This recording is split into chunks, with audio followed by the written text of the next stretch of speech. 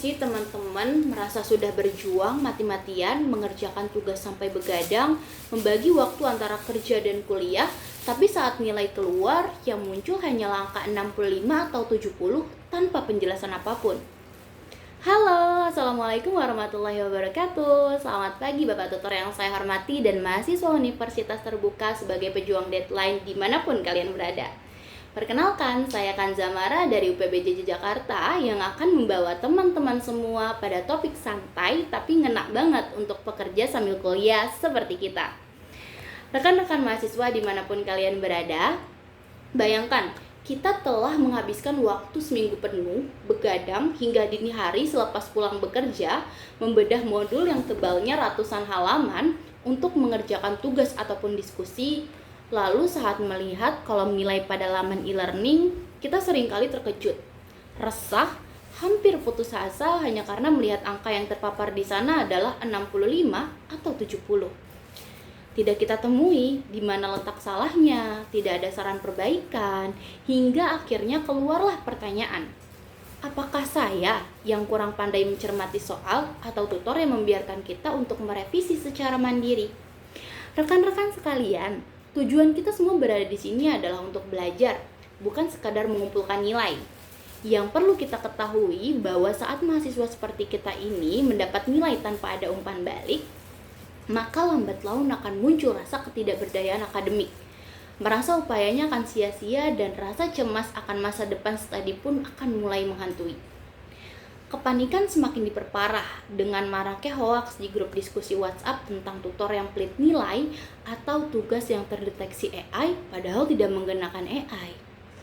Jika dilihat dari sudut pandang lain, semua tutor memang memiliki kriteria penilaiannya masing-masing. Mereka punya kesibukan yang sama halnya dengan kita. Satu loh pesan mereka kepada kita, jangan gunakan AI secara berlebihan. Lengkapi jawaban dengan referensi yang sesuai, baca kembali modul dan materi yang sudah pernah disampaikan, dan jangan mengumpulkan tugas ataupun diskusi terlalu dekat dengan deadline. Terkait kurangnya respon tutor memang menjadi sebuah hambatan untuk kita, tapi jangan jadikan hal itu untuk mematikan nalar kritis kita.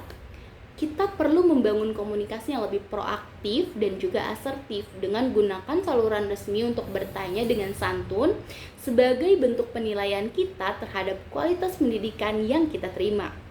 Jika teman-teman merasa sudah melakukan hal tersebut tapi tutor masih tidak memberikan respon, maka kita bisa melakukan evaluasi pada sesi 7 terkait ketidakaktifan tutor, meskipun hal itu tidak terlalu berpengaruh pada nilai kita.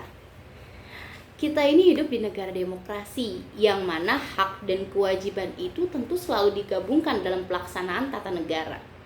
Jika mahasiswa sudah melakukan kewajibannya dengan baik, seperti mengumpulkan tugas dengan tepat waktu dan memenuhi kriteria penilaian dengan baik, tidak heran jika kita bertanya tentang hak kita, yakni umpan balik yang menjelaskan jika ada salah dalam tugas yang dikumpulkan.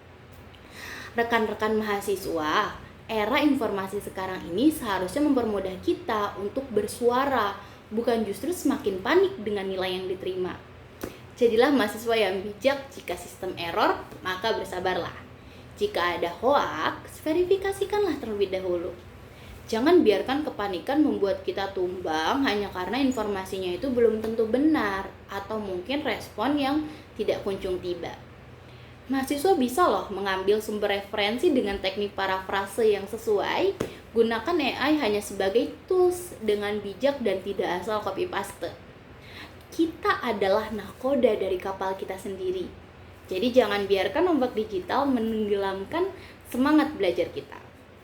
Demikian yang bisa saya sampaikan, semoga bermanfaat. Tetap semangat dan terus berkarya. Terima kasih. Wassalamualaikum warahmatullahi wabarakatuh.